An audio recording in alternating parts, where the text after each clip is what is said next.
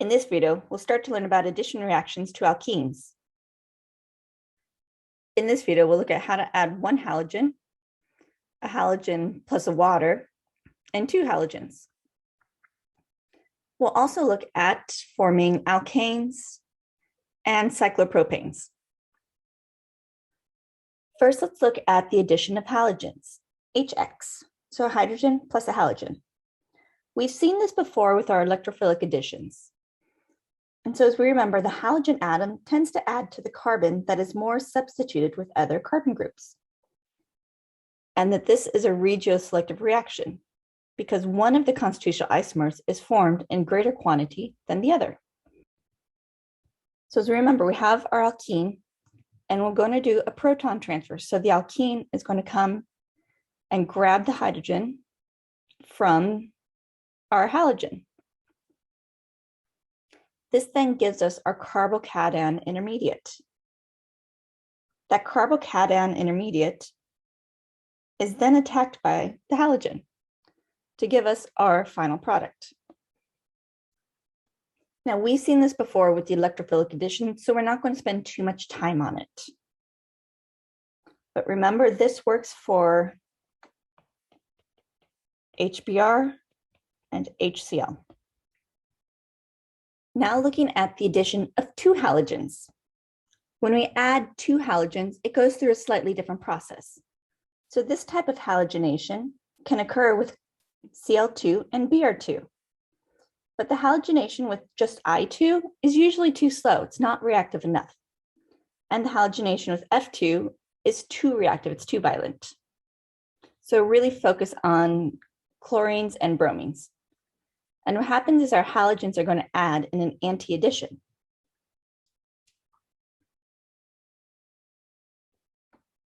So that means if I take my compound and I add Cl, it'll give me one chlorine on one side and one chlorine on the other. That would be our anti-addition. And that occurs because the chlorines are opposite of each other, so we call them anti. Kind of like thinking of them as trans to each other. They're on opposite sides. And so looking at the mechanism,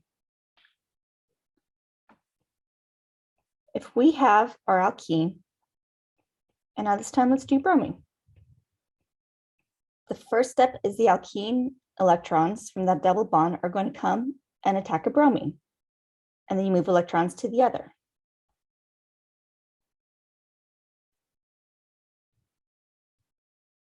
What happens here is your bromine actually forms this three-membered ring, or the bromium ion, or the bromonium ion. And so that three-membered ring, that's a highly strained ring. So you can think that ring is a highly strained ring. So it doesn't want to stay as that three-membered ring. And then also notice we have a positive charge on our bromine. That positive charge on our electronegative atom makes it very strongly electrophilic. So our bromine is strongly electrophilic.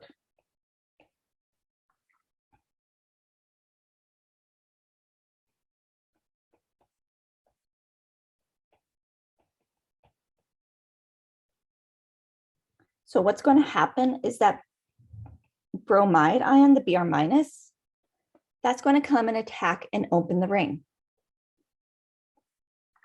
Now, if we think about it, on the top side of the ring, that bromine is kind of blocking that side. It's too much stuff on top here, but there's not much of anything on the bottom side. So the second bromine here is actually going to come and attack the bottom side. And that's how we get our anti-conformation. So it'll come and attack carbon and move electrons up to the bromine. When it does this, we end up with one bromine on the top and 1 bromine on the bottom. So we get our anti-conformation.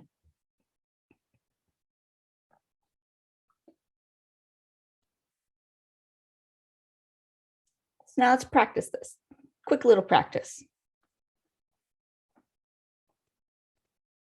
If you were to have this alkene and you reacted with Br2, what product do you think you're going to get?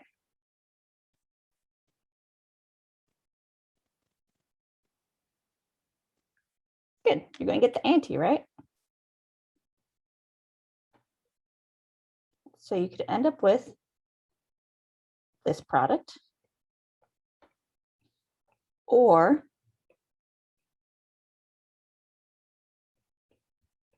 this product.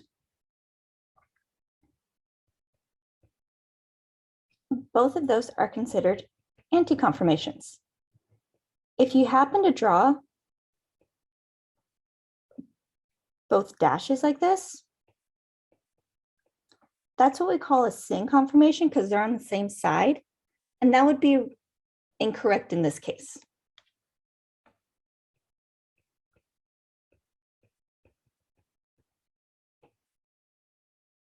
So remember, we want the anti-conformation when we do our halogenation with 2 halogens. And so now taking this idea a step further, we're going to look at our halohydrins, where we add an OH group and a halogen. So we get a halohydrin when we do this reaction in water. So if we have this reaction, we have water present, that's when you get the halohydrin. To get just the halogens, you cannot have any water around. And so here, if we have our alkene,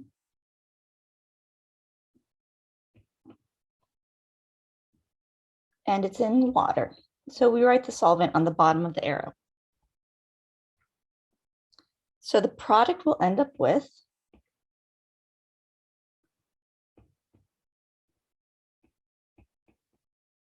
will be this sort of product. Where we're going to get our Markovnikov orientation and our anti-stereochemistry.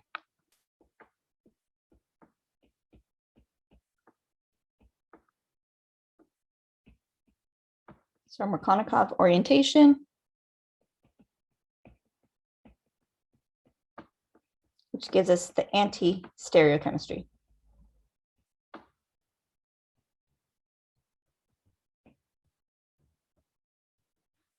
So a couple things about the orientation of the halohydrin formation. Our halogen, that usually ends up is on the less substituted carbon.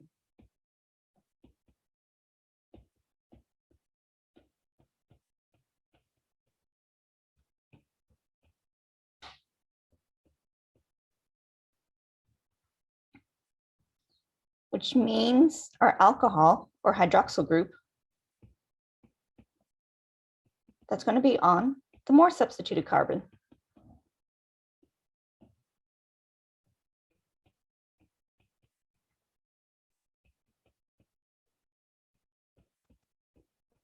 So let's look at this mechanism.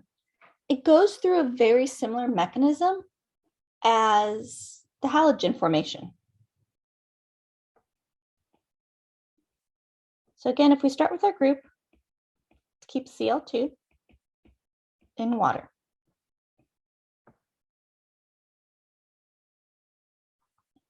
What's going to happen is the double bond comes and grabs the chlorine. So actually, let's draw that out.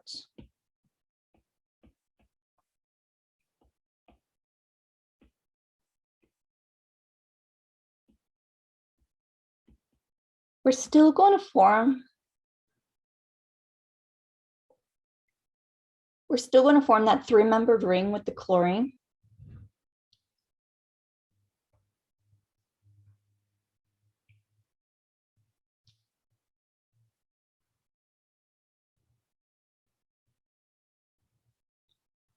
which then, since we have water around, water being the solvent means it's in a greater abundance versus that chloride ion. So there's a lot more water around. That's how we get this reaction to occur. So our water is going to come and attack the more substituted side and move the electrons up to the halogen.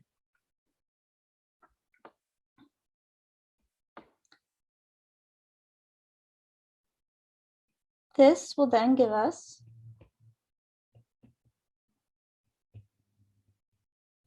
our product here. When we have this product, we need to remove one of the hydrogens from that water molecule that we just added because our oxygen is positively charged. So to do that, we're going to grab another water. We can use another water and it'll come and grab one of the hydrogens, which then gives us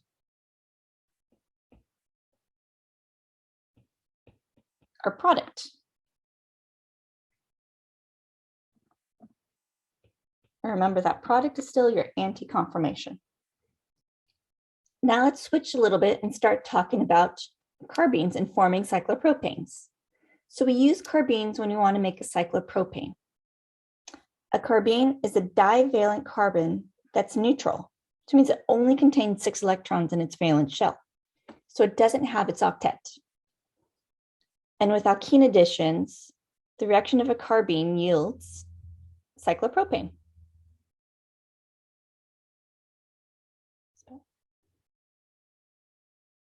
And so what will happen is it adds symmetrically across the double bond.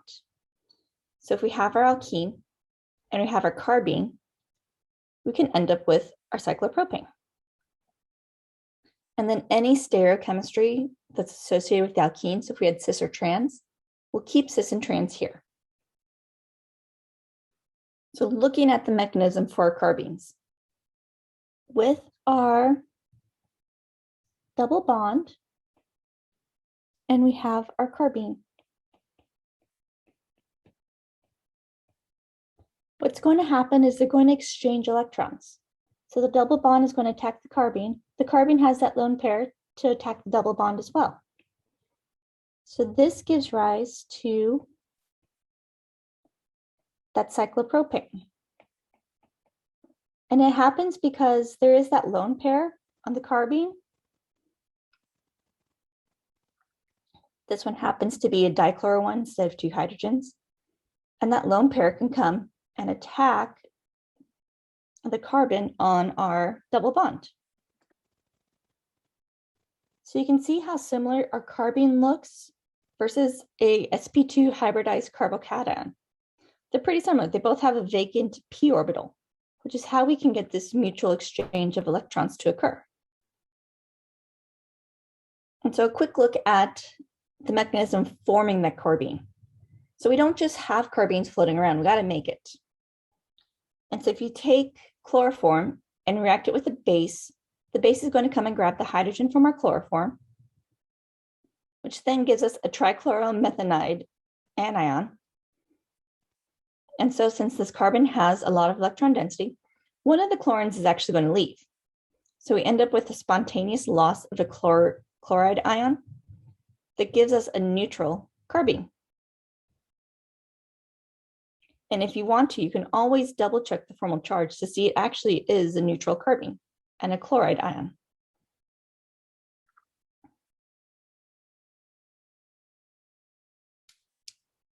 So looking a little bit at the synthesis and the stereochemistry and how stereospecific, we're only going to end up with one stereoisomer as a product. So if we look at cis-2 pentene. So first we need to draw our cis-2 pentene.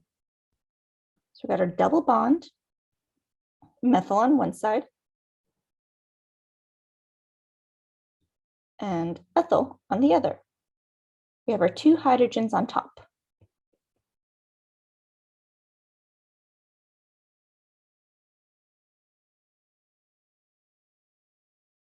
And we go and react it with our carbene. What that's going to do is we have our exchange of electrons.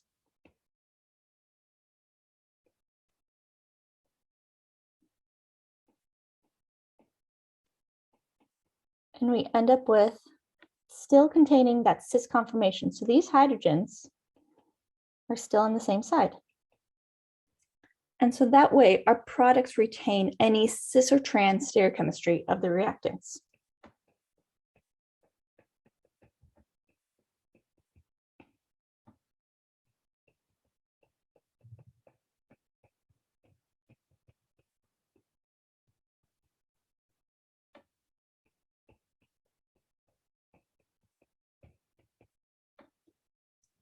So if our double bonds start as cis, those two groups are still going to be cis in the end. If our double bonds start as trans, let's say we had phenyl ring. This compound where the two phenyl rings are trans, and we do a carbene reaction.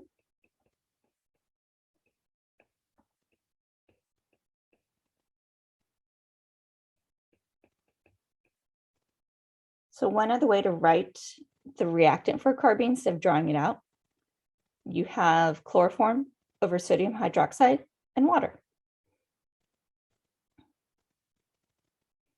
And if we try and draw it somewhat 3D, here I have my two chlorines on. One of the phenyl rings is still going up, and the other phenyl ring is going down. So we still have that trans conformation of the two phenyl rings. They're still on opposite sides. So if they start on opposite sides here, they end on opposite sides. If they start on the same side, they end on the same side of the ring.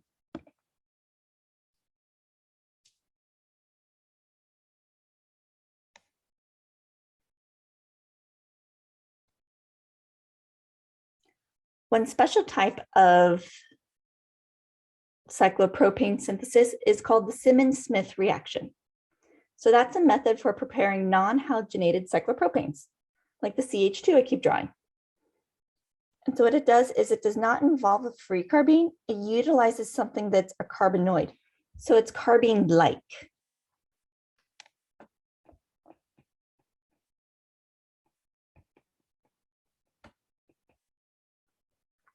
And the reaction of diiodomethane with zinc copper alloy produces a zinc iodide, which yields the corresponding cyclopropane. So all the cyclopropanes, they contain halogens with the two halogens on it. And those we can go through using the chloroform or bromoform. Here for Simmons-Smith, this is how we get that CH2 carbene. So this is how we get our CH2 group attached. And what happens is we start with our CH2, I2. And that's going to react with our zinc copper amalgam alloy. So what that does is it creates ICH2, which is bonded to a zinc I. So this is kind of like our carbene here. Little quotes there.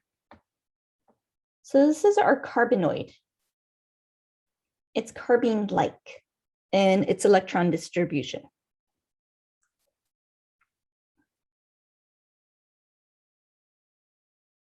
So then if we take our double bond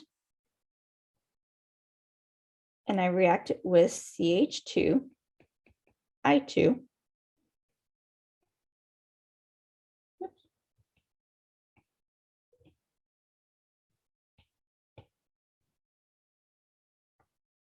and zinc, copper, and the reaction is usually done in ether. This is how we get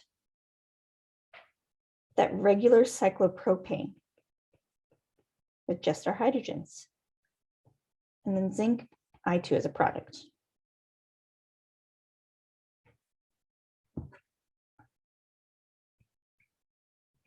And if we add stereochemistry, we can have it looking something like that. So if we want to add just that CH2 group, we have to use the Simmons-Smith reaction. If we want to add one with halogens, then we can use the regular carbene, where we have our haloform and sodium hydroxide and water. So finally, we're going to talk about addition of hydrogen. H2.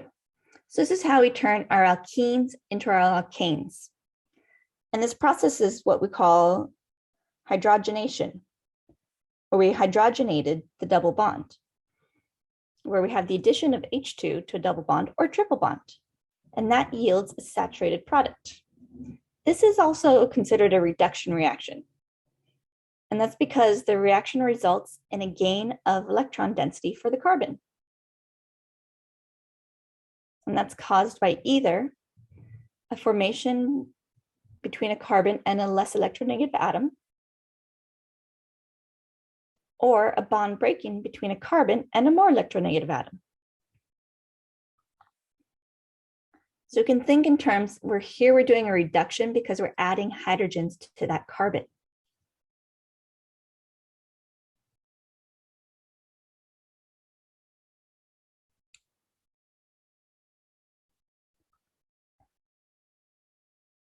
And so when we add hydrogens, if we have our double bond, it's going to have H2, and then we usually add a metal.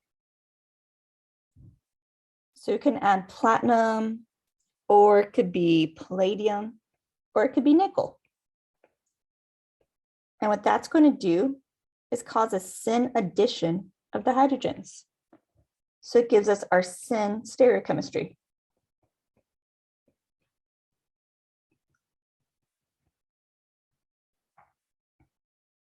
You may also see it occasionally written as H2 and then palladium on carbon.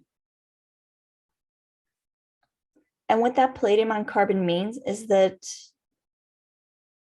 you add the palladium when it's impregnated into activated carbon or activated charcoal. And so you may occasionally see something like that too.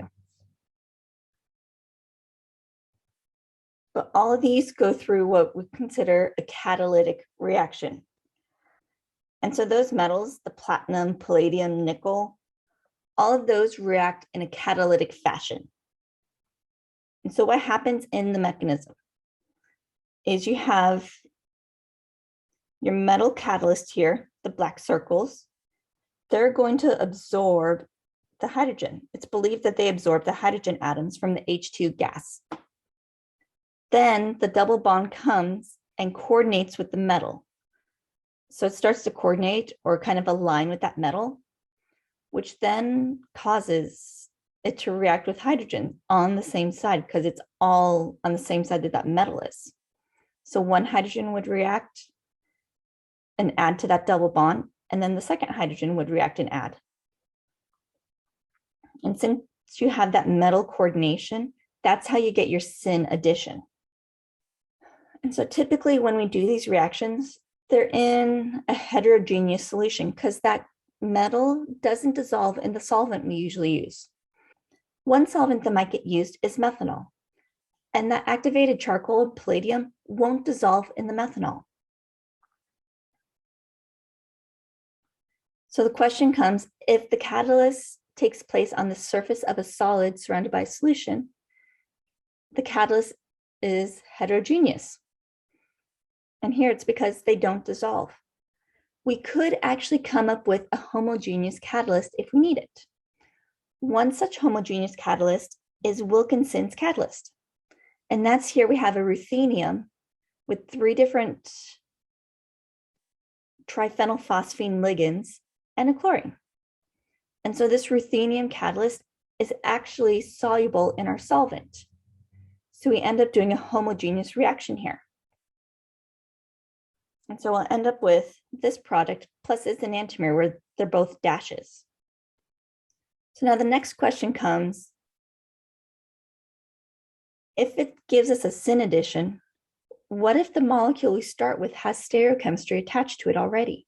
What's going to happen in that case?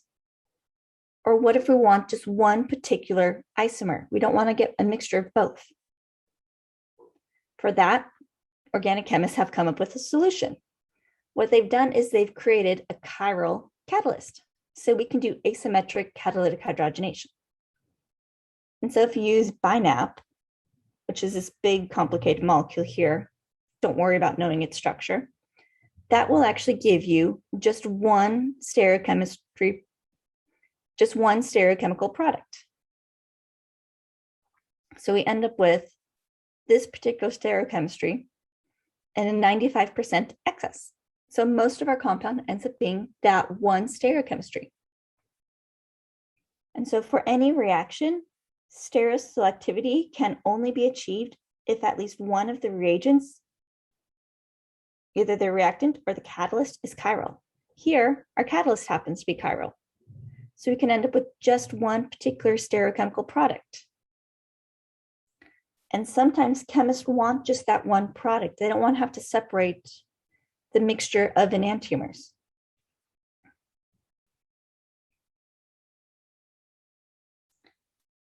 So in this video, we've looked at how to add just a halide. We've looked at adding 2 halogens. We've also looked at adding a halogen plus an alcohol. And we've looked at cyclopropanes using our carbenes or the Simmons-Smith reaction. We've also looked at alkanes and how to do hydrogenations. And in our next video, we'll start looking at formations of alcohols.